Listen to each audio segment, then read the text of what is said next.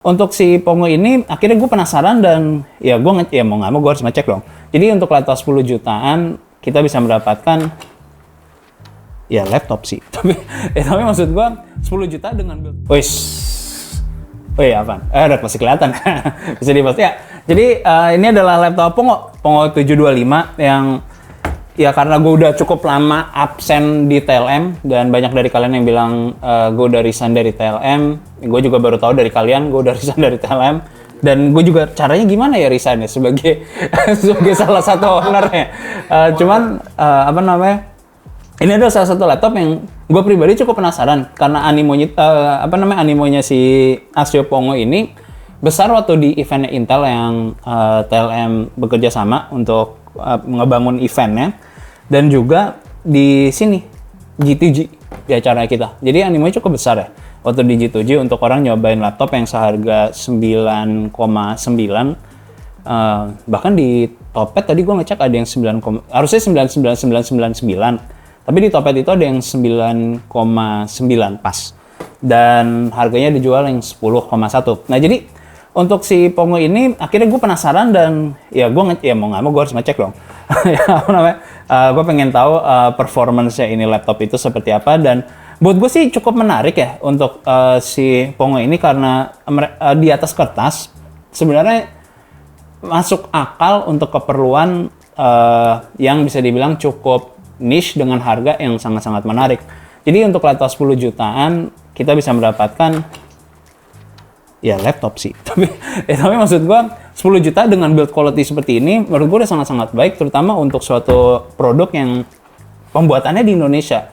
Dan ya gue juga berusaha untuk positif terutama untuk produk yang dibikin dalam negeri dan gue harap juga lebih banyak orang yang mau menggunakannya supaya industri ini juga semakin besar. Jadi di atas kertas untuk spesifikasinya ini akan gue read out kepada kalian. Kita dengan 10 juta itu udah dapat i7. Jadi i7 kita mendapatkan 12650H. Jadi memang beberapa generasi ke belakang. Tapi kalian juga harus ingat kalau kita udah mendapatkan ya 10 cores gitu. Jadi itu menurut gue udah sangat-sangat baik. Dan memori kita udah mendapatkan 16GB yang jalan di dual channel. Itu bisa kalian upgrade. Dan ke 32 sekarang gampang, harganya juga udah murah karena di DDR4 juga. Sekarang harganya udah benar-benar anjlok. Terus juga SSD kita udah mendapatkan seukuran 512. Jadi ya untuk harga segini itu gue sulit banget untuk melawan laptop ini. Dan gue sulit untuk bisa merekomendasikan suatu laptop lain, terutama laptop yang baru dan keluar di tahun ini juga.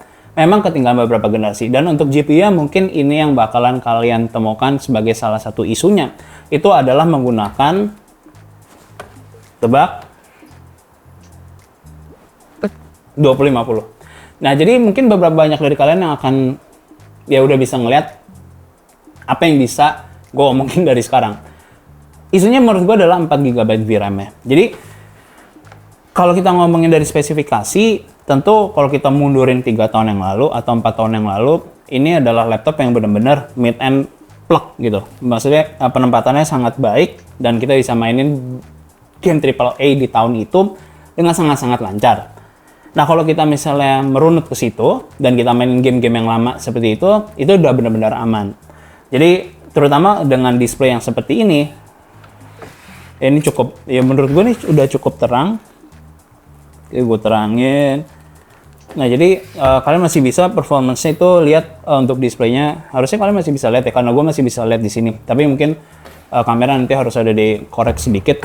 Tapi untuk ukurannya dia, ini udah sangat-sangat baik. Jadi memang kalau kita ngomongin sRGB, akurasi cuma 65%. Cuman balik lagi, harganya cuma 10 juta. Terus juga kita udah mendapatkan 144 Hz yang artinya ditujukan untuk para gamers. Dan ini juga nggak ada bleeding, nggak ada apa segala macam. Gua nggak bisa nemu untuk main game FPS pun juga gua ada no issues. Nggak ada yang mengganggu gua bahwa ada yang pixel ketinggalan terlalu jauh dan segala macam. Jadi menurut gue itu udah sangat-sangat baik untuk laptop seperti ini. Dan ditambah lagi kalau misalnya kita ngomongin untuk body, kalian bisa ngeliat juga ukuran padnya juga lebih besar daripada spacebar. Itu menurut gue adalah salah satu hal yang penting banget. Nah kalau kalian lihat di sini juga semuanya masih lengkap, ada mic, ada 3,5 USB dan belakangnya kita masih dapat juga full HDMI. Terus untuk charge port dan ada Type C dan di sebelah kanan ada Type C juga. Jadi emang kalau kita ngomongin urusan port dan I/O atau desain produk, yang menurut gue ini udah sangat-sangat baik. Bahkan depannya aja pun gue nggak bisa mengeluhkan apa-apa untuk harga 10 juta. Paling cuma bagian bawahnya yang memang rasanya agak flimsy. Tapi yang gue bener-bener suka banget ya, gue tuh ngetes ini di ambient temp itu sekitar 24. Itu ya di sini hitungannya dingin ya, 24 derajat. Tapi abis itu gue ngetes yang di ambient temp itu 27, suara fan itu masih bener-bener adem. Kok suara fan adem sih? Suara fan tuh namanya apa? Kecil. Jadi nggak mengganggu sama sekali. Itu yang gue cukup kaget sebenarnya. Terutama untuk produk dari Axio, dan mungkin buat kalian yang udah tahu tentang produknya atau udah pernah membeli produknya Axio atau punyanya Pongo, mungkin kalian udah nggak kaget. Tapi buat gue sangat-sangat kaget, terutama dengan harga yang mereka tawarkan dan juga untuk penempatannya. Mungkin kalian sekarang ngomong kalau 2050 udah nggak cukup. Gue setuju banget sama kalian kalau 2050 itu nggak cukup untuk mainin game-game AAA. Kalau kita mainin di ultra atau di high atau di very high. Isunya adalah 2050 kehabisan VRAM untuk beberapa game. Gimana untuk solusinya? Turunin aja texturesnya. Tapi yang di benchmark sekarang, yang gue tes, itu gue tetap menggunakan standarisasi yang memang kita lakukan untuk semua benchmark kita, tapi di game-game yang baru. Nah, di game-game yang baru, kalian akan bisa melihat performanya itu cukup beragam. Nah, kalau kita ngomongin untuk CPU-nya itu nggak ada isu sama sekali. Bahkan kalian untuk content creations, si i7 itu bisa ngebantu kalian banget, terutama untuk misalnya untuk video, bahkan untuk ngerender 3D. Jadi, kalau tugasnya kalian adalah untuk mengerjakan itu, kalian tinggal nambahin RAM. GPU-nya itu nggak terlalu besar, kecuali kalian itu menggunakannya untuk keperluan V-Ray. Kalau kalian merendernya untuk V-Ray. Tapi kalau misalnya untuk di timeline dan segala macam, atau untuk di viewport, itu harusnya kalian nggak terlalu banyak masalah menggunakan 2050, kecuali ya wireframe-nya kalian udah menggunakan yang benar-benar banyak banget objeknya. Jadi, dan kalau misalnya semuanya itu high poly gitu ya kalian nggak buat, ya harusnya sih nggak, kalau udah sampai segitunya kalian nggak mungkin beli ini laptop. Tapi buat kalian belajar ke arah sana, kalian mau 3D modeling, walaupun sekarang bisa digantikan oleh AI, tapi kalian mau misalnya mencoba itu udah sangat-sangat capable dengan si laptop ini. Makanya gue bisa bilang kalau laptop ini tuh ideal banget untuk mungkin anak sekolah, bahkan dari SMP, SMA, bahkan untuk awal kuliah pun kalau kalian beli sekarang itu masih aman. Isunya adalah kalau kalian menggunakan ini murni hanya untuk gaming dan kalian misalnya mainin game AAA, ya agak aneh untuk beli suatu game yang harga gamenya itu bisa 10% dari harga laptopnya. Karena harga game AAA sekarang paling murahnya 600. Bahkan sekarang udah mulai ada 700, ada yang 800. Kalau kalian beli yang DLC-nya atau ada deluxe edition sih bisa 1 juta. Jadi agak aneh untuk gue bisa bilang untuk misalnya kalian mainin untuk game-game AAA murni yang baru-baru banget. Jadi kalau mainin untuk game esports itu benar-benar aman. Terus juga untuk performance CPU-nya. Ini yang gue mau bilang kalau laptopnya itu 80 watt. Di suhu 24 dia agak lama, cuman memang harus turun ke 70 watt. Di 27 waktu 80 wattnya lebih pendek. Jadi, tapi isunya sih gue nggak menemukan suatu masalah atau penurunan yang drastis pada saat suhunya itu lebih dingin. Jadi emang coolingnya itu benar-benar baik banget untuk si 725 ini. Itu yang gue benar-benar salut banget sama Pongo, bahwa mereka peduli dengan hal tersebut, dimana sebenarnya i7 itu juga cukup solid untuk ditaklukkan. Dan itu di suhu 70 watt itu dengan waktu yang tergolong agak lama, itu di ambient 24 derajat lah. Jadi kalian bisa ngeliat kalau suhu di sini tuh benar-benar dijaga. Dan memang kalau suhu melihat CPU-nya memang 95, karena mau nggak mau itu masih aman untuk laptop di suhu segitu. Nah sekarang kalau kalian melihat untuk V-Ray score-nya, nah ini V-Ray score-nya seperti ini, 8000. Ini masih angka yang benar-benar tinggi banget. Nah terus kalau misalnya kita ngeliat ke Cinebench, average itu di 11.940, jadi hampir 12.000. Dan ini adalah performa yang benar-benar tinggi banget, terutama untuk laptop yang seperti ini. Dan untuk di Indigo, kalau kalian menggunakannya untuk merender, ini juga performanya masih sangat-sangat baik. Jadi untuk urusan 3D atau produksi, itu masih benar-benar capable banget, dan harusnya prosesor itu agak sulit untuk kita bisa bilang, oh udah ketinggalan zaman banget. Enggak, terutama kalau kalian cuma ngerender untuk beberapa perspektif doang, itu harusnya nggak ada isu sama sekali. Untuk Blender pun kalau modeling juga nggak ada isu sama sekali. Gua nggak bisa bilang kalau generational lead-nya itu dari tahun ke tahun untuk CPU itu nggak terlalu jauh. Untuk GPU ya memang gue akuin akan loncatannya sangat-sangat jauh untuk setiap generasi. Tapi untuk CPU nggak kok, ini masih benar-benar sangat-sangat capable, terutama dengan GPU yang dikasih juga udah lebih dari cukup sebenarnya. Nah, makanya sekarang kita lihat performa untuk di gaming. Nah, untuk di gaming di sini gue ngetes untuk beberapa game yang benar-benar berat banget. Nah, kalian bisa ngeliat di sini di Valhalla, ini isunya kalian bisa lihat apaan adalah VRAM. Jadi isu di pertama di sini kalian bisa ngeliat average-nya pun juga sangat-sangat berat. Tapi kalian harus ingat di sini adalah gue menggunakan preset yang memang kita pakai untuk benchmark supaya kita bisa punya data yang lebih akurat untuk semua produk yang kita review. Nah, kalau kita lihat lagi di Far Cry 6, ini juga performa udah sangat-sangat baik. Kita udah bisa mendapatkan performa sampai mendekati 60 FPS dengan konsisten. Untuk 1% juga memang agak rendah, karena balik lagi itu urusan VRAM, dimana sebenarnya kekurangan sekitar 200 MB untuk urusan VRAM-nya, dan itu bisa kalian turunkan textures-nya. Dan untuk di Watch Dogs Legion juga sama, ini isunya adalah di VRAM. Dan kalau kita ke Cyberpunk, ternyata laptop ini juga ternyata masih bisa bahwa sebesar itu untuk optimization si Cyberpunk itu sendiri.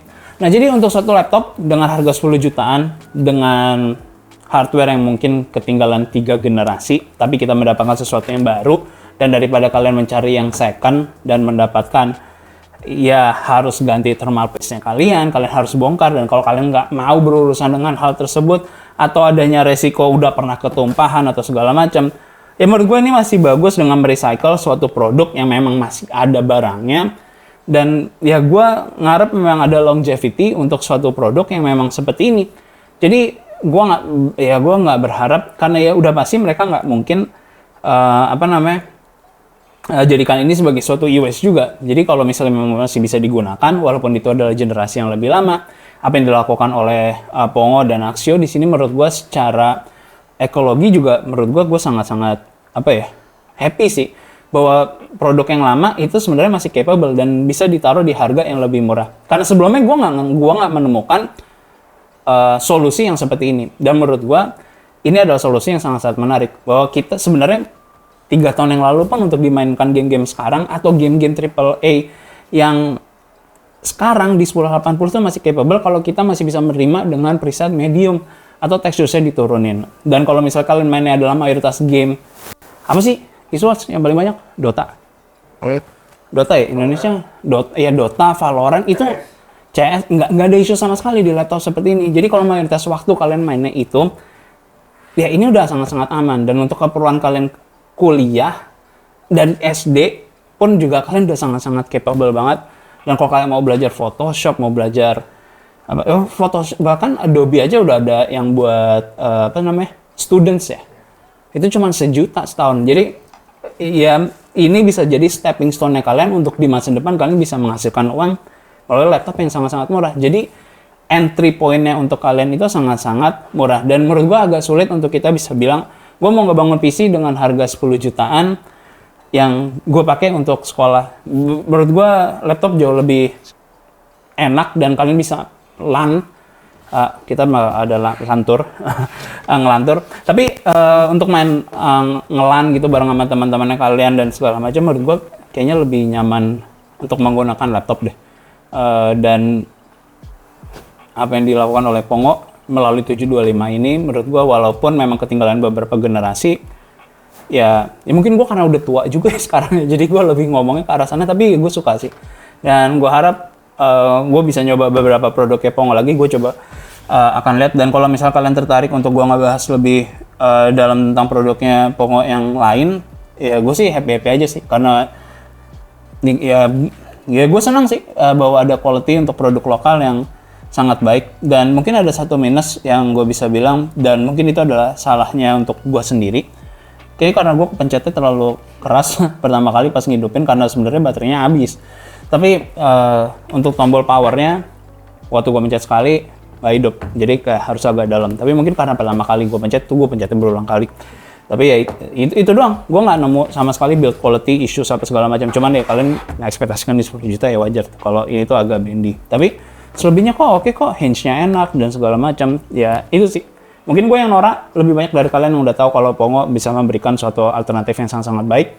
Dan ya, gue udah nyobain, dan gue setuju dengan banyak orang yang misalnya bilang, ini laptop memang capable, dan walaupun produk dalam negeri, nggak semuanya itu harus jelek atau kualitasnya itu nggak bisa dipercayai. Sama juga dengan media review yang ada di Indonesia, seperti yang ada di podcastnya Jagat. Ya Jagat juga nggak jelek. Jadi apa ya? Jangan lihat sebelah mata, karena memang penting ya, nge-review itu penting dan kita juga perlu ada patokan. Tapi setidaknya ya gue bisa ngeliat kalau ya mereka serius dalam nge-develop suatu produk dan itu yang menjadi nilai plus.